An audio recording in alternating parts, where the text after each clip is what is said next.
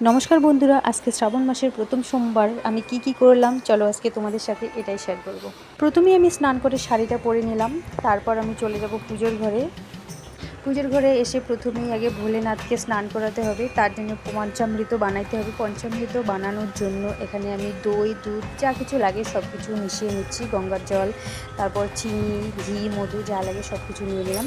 তারপরে ভোলে বাবাকে স্নান করাবো, এই যে চান করাচ্ছি। স্নান হয়ে গেলে আমরা চলে যাব মন্দিরে। আমাদের বাড়ির পাশেই একটা মন্দির আছে, কালী মন্দির। কালী মন্দিরের পিছনে শিব মন্দির আছে, সেখানেই পুজো দেব। তো আমরা চলে গেছি মন্দিরে গিয়ে পুজো দিচ্ছি।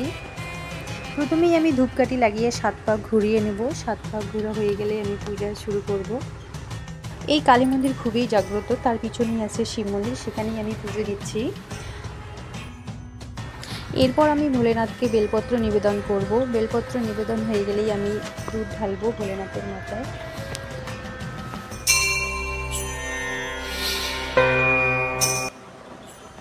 এরপর আমি দুধ ঢালবো। ওম নমঃ শিবায়, ওম নমঃ শিবায়, ওম নমঃ শিবায়। আসলে এখানে অনেকগুলো শিবলিঙ্গ আছে, তো আমি সবগুলো শিবলিঙ্গ অল্প অল্প করে দুধ ঢালছি। তারপরে আমি ভোলেনাথকে গম দিলাম, কারণ আমি শুনেছি যে এই শ্রাবণ মাসের প্রথম সোমবারে নাকি ভোলেনাথকে গম নিবেদন করতে হয়। এই সেই কালী মন্দির, তার পিছনে শিব মন্দির। ভিডিওটি ভালো